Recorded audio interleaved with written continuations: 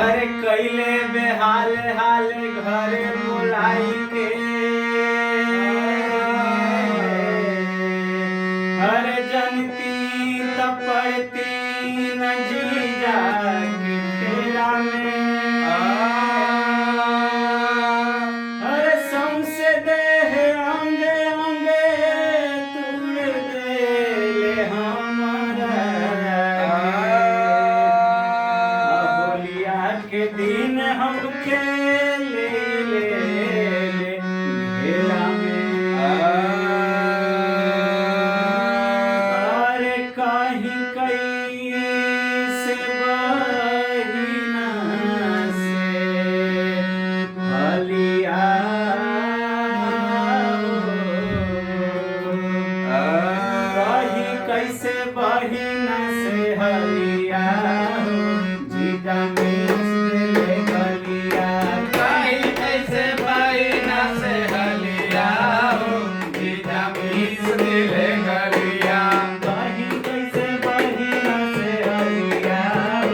जीजा मिस ले गलिया कहीं कैसे बहिना से हलिया हो जीजा मिस दिले गलिया मिस ले गलिया हो मिस ले गलिया मिस दिले गलिया हो मिस दिले गलिया मिस ले गलिया हो मिस ले गलिया मिस दिले गलिया हो मिस दिले गलिया होलिया में बिगड़े कचरिया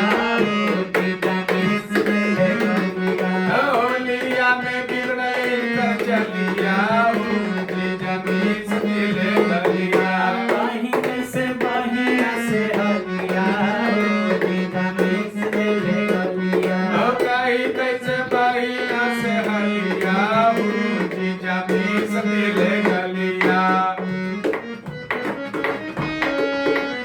चोरी के बदाम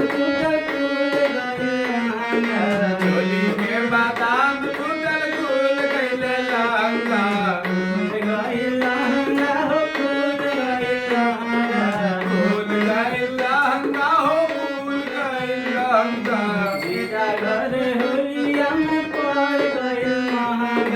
जीजा घर होलिया में पड़ गइल महंगा पड़ गइल महंगा हो पड़ गइल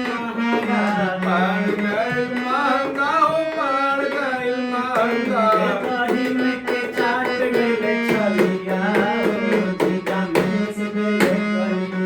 कहिए के जात गइल छलिया